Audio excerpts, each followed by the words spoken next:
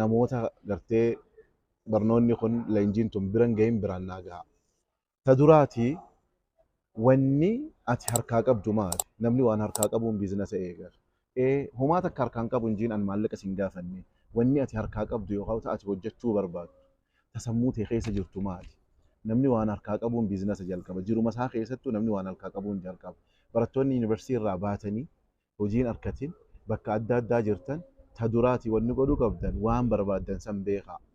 Yoo wanni barbaaddan haala naannoo teessan jirtu wajjin deemne taate haga arraa mana barnootaa dheeyxanii yuunivarsiitii dheeyxanii naannoo teessan keessaa deemu malee naannoo teessan san maaltu jira qaamaa qalbiidhaan hin laalle mee naannoo teessan laala naannoo teessan sanitti irrina maaltu jira nama beeytee rakkoo nama maallaqa taatee jirra jaarraa amma jiru kana keessatti irra hedduun namoonni gaytee piroogiraamii adda addaa irratti hojjetan rakkoodha gara furmaataa jijjiira rakkina keessanii fuudhanii teekinooloojii adda addaatiin siixan ganda kee keessa rakkoo jirtu adda baase obboleeyyan keenya gaafa rakkoo san adda baaste dura rakkoo beekuu jechuun furmaata argachuu jechuudha. Rakkoo santu hojii ta'a. Ganda keessanitti yookaan wanni gartee bulchiinsi naannoo sanii haa ta'u ganda sanitti wanni keessaa yuunivarsiitii irraa ijoolleen baatan waa barreessuu writing skilliin dandeettiin katabbii danda'uudha yeroo ammaatti dandeettii akkaan barbaadamu. Namni bara amma oduu takka namaa gulaalu akka jabaadha. Kitaaba dhiisaa'u kitaaba dubbisuun almost beekee namni teekinooloojiin kun eega dhufte waanuma xixiqqoo dubbisuu fi sagalee caqasuu maleedha kitaaba dubbisuu jedhe. Kanaafuu barreeffamarraa laala bitaa mirga laala biyya teenya kana keessatti maaltu barbaadama maali wanni nu barbaachisa.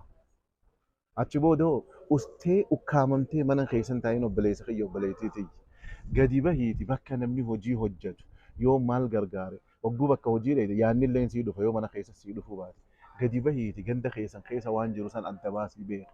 Achi booda bakka namni akka gara hin qabne oolu hin oolin.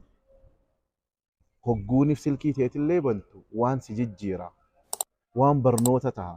Leenjii akka teenyaatan bifa adda addaatiin jirti afaan adda addaatiin takkanaa tana jala deemi. Waan si marsee jiru waan akka gara hin qabne yoo taate ukkaamama jiru keessaa bahi. Achi booda hogguu achi baatee ganda keessan san keessa waan barbaadamaa beekte waan tana akkamittiin milkeessa jii gattaa'ii qalamaa fi waraqaadhaan.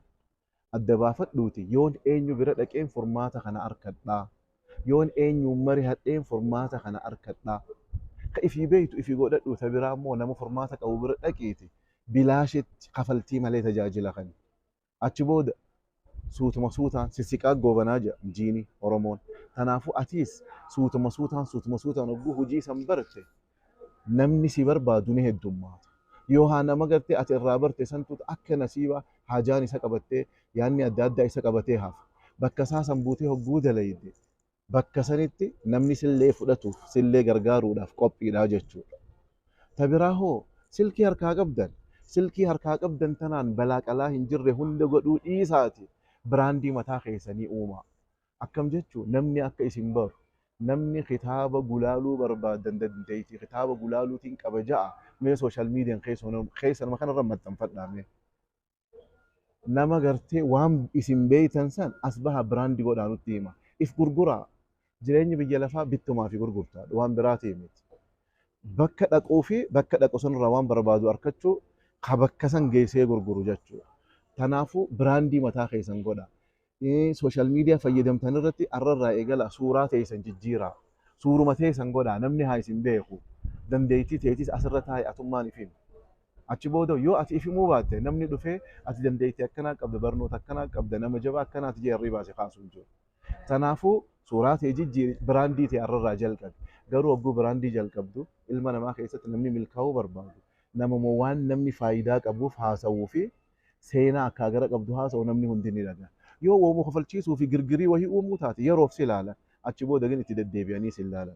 Kanaafuu arrarraa eegaliiti waan godhuu qabdu san adda baasii ilaali. Ta biraa immoo guddoon dalagaa si dhoorkite tami beeyta. Sooshaal miidiyaa irra teesseeti nama akka gara hin qabne fooloo godhuu jira. Namni ati fooloo gootu san nama akkami?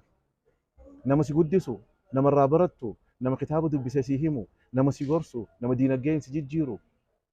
Tana hunda if gaafadhu. Gaafa tana firraa jijjiirti. Keessaa amma soft skillii amma jirtu tana isin warri baratee beekun